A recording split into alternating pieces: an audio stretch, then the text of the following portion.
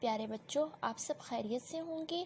آج کا ہمارا عنوان ہے لاہور کی یادگار عمارتیں۔ لاہور پاکستان کا دوسرا بڑا شہر ہے۔ یہ صوبہ پنجاب کا دارالخلافہ بھی ہے۔ لاہور ایک تاریخی شہر ہے۔ اسے پاکستان کا دل بھی کہا جاتا ہے۔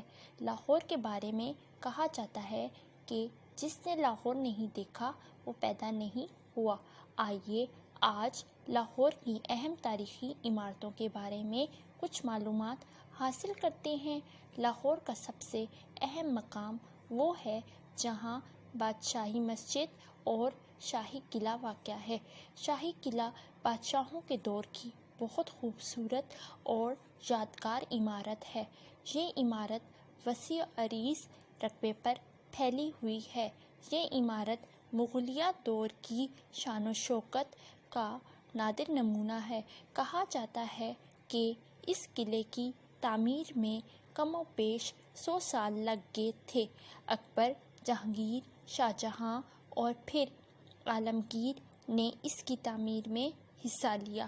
اس قلعے میں کئی یادگار اور شاندار عمارتیں ہیں۔